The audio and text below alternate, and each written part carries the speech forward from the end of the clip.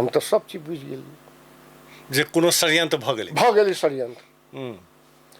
तऽ हमरा कहैया तपाईँ अब के भन्नु, तपाईँकै जिल्लाबाट चाहिँ प्रेसर आइरहेछ कि यसलाई नपठाउने? सीधे कहलकै नपठाउने।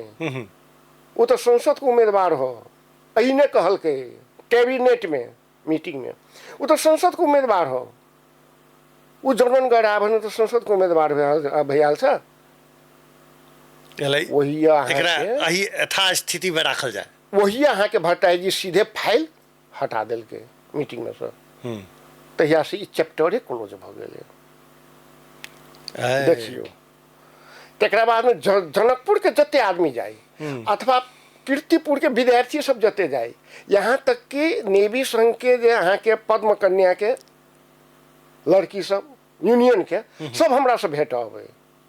वो सब अखना मंत्री भऽ रिटायर भऽ गेलै, कमला पंत कहि कऽ।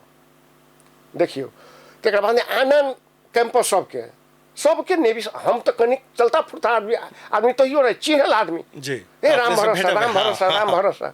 आ तकरा बाद में जते जे पत्र पत्रिका रहे तो काफी चर्चा के विषय रही भऽ गेल। हम सब पत्र पत्रिका में अबै आ सब बुलेटिन सब में हमरा लग नखनो है नेवी संघ के बुलेटिन, ई पत्रिका के एहि पार्टी के वही सकते से राम भरोसा के अवस्था यस्तो छ। तहिया अतेक फीलिंग नहीं रहे, घाइते पीड़ित है एहि लऽ कऽ अहाँके दै। तो एहि हिसाब से अहाँके सब जाई प्रेशर कर नेता सबके। तो वही प्रेशर से अहाँके एक बाजी एगो नेता के की बजा गेले, जनकपुर के आदमी सब ही देखियो ओहिमे जनकपुर के एगो पत्रकार है हमर मित्र है, पुरान मित्र। तो की कहल के राम भरत जर्मन तक कथी इंडियो नहीं जाई देवी हम ओकरा। अच्छा